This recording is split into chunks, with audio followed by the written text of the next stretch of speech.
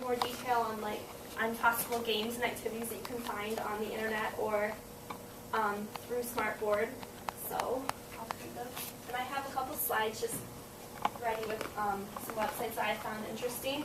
The first slide has a list of just strictly games more that you can find on the internet that are more interactive. They're not necessarily using all the Smartboard tools, but it's just a way for the kids to see it large and be able to touch and use it instead of sitting at a computer. So it's kind of fun. And the ones that I found were more for younger children, like pre-K through like 6th or 7th grade. So I'll just show you. And the first one is called funbrain.com, and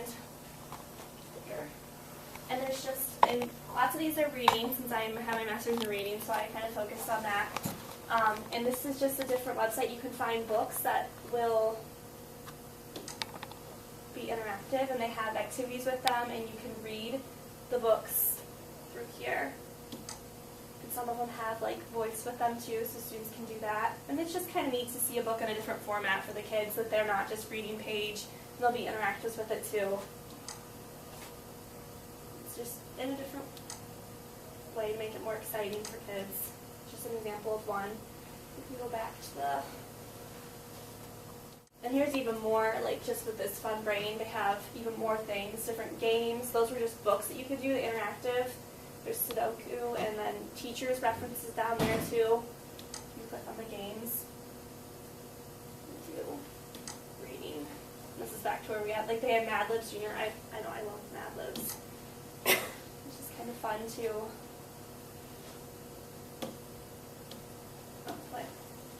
And then you can, focus on adjectives, teach them a little lesson about that, and they can just simply pick whichever one, call the student, drag it in, I think.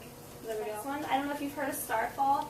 That's more for really younger students. I would say like preschool through maybe 1st grade. They do have other things too, but I would focus more on the younger ones. And it has a lot of good stuff with learning sounds, because they really focus on this, like the sound of what it should sound like. Let's look at vowels.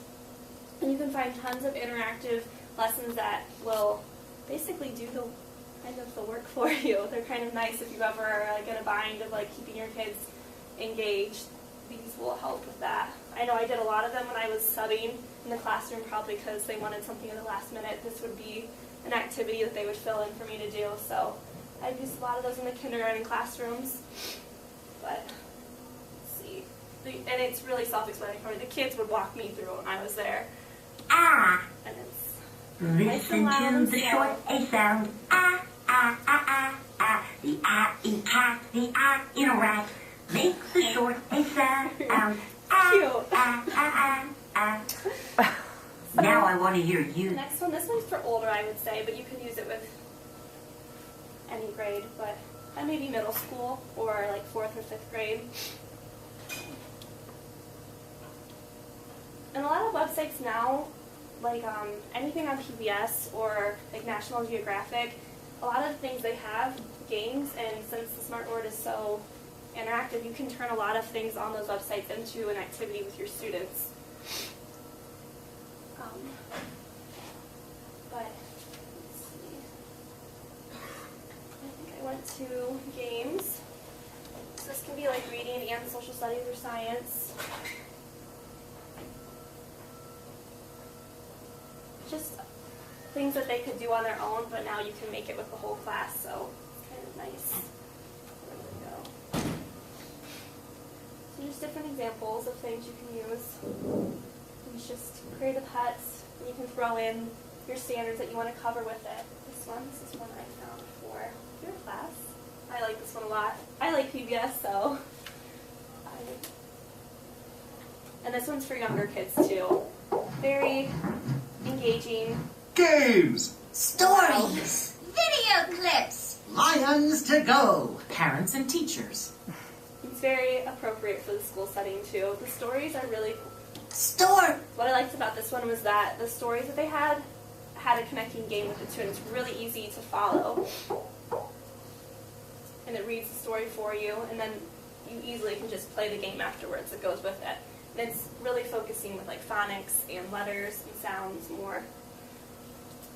And if you just go to pbskids.org, there's so many different TV shows like Arthur or Sesame Street, so the whole entire website is good. I really like this one, except it costs, it's kind of expensive to join, but it's a really good website. You can basically get a whole entire lesson plan that's a really good lesson through BrainPop, and they have it for older students too. It's called just BrainPop, not Junior. I know my aunt's a 4th grade teacher, and she said the 5th grade teacher above her that teaches science, his whole entire lessons are through BrainPop. He doesn't even use a book, so a lot of things can be found, and like it's a good lesson with the objectives already planned in with it. You'll get like a engagement activity with it. I don't know if I can show you a lot with it because you do have to be a member, but the free stuff, there's just little sample things. If you wanted to teach them about bowling, there's like a movie, and then there's like quizzes with it, read about it, write about it. There's just a lot of different options through this. You can cover pretty much every more reading one, and it is for younger too. Roy the Zebra. And there's a lot of different, it's really easy to follow, lots of different options too. They have songs, software, worksheets, guided reading, I know with the younger kids. The interactive games is what I kind of looked at. And once again, it's for younger and early childhood, so that's kind of what I was looking at. Okay, this one you don't have to pay for. And they're really easy, and they're cute too for the kids to enjoy. Put it in word order, I think is what it said. You just drag it. They can utilize the touch screen.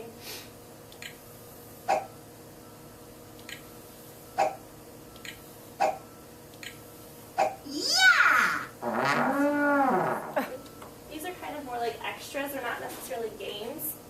I know Adrian showed us this, and I loved it. She's one of the teachers in our class said they use this for their spelling, and they would have their kids enter in their spelling words, and it'll sing the spelling words to you in different voices. It's really cool. There's a website. It kind of shows more like tools that you can put into your smartboard if you're actually going to make a lesson more.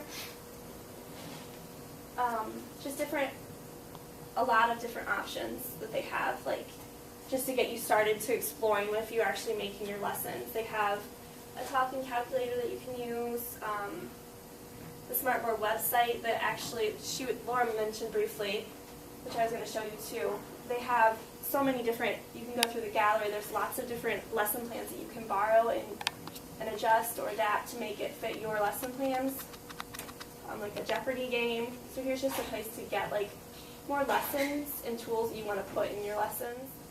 Too impatient.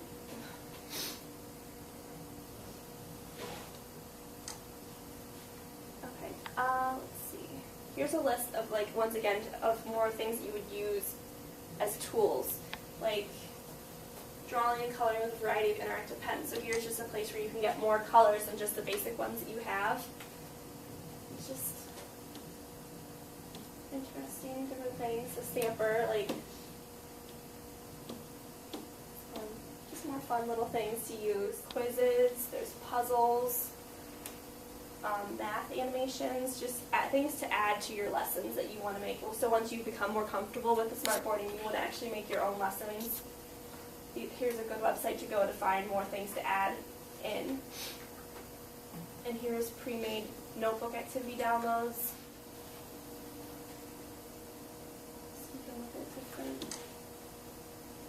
And a lot of them are separated. A lot of websites you'll find are separated by grade level, by subject, so it's really easy to find something that you're looking for.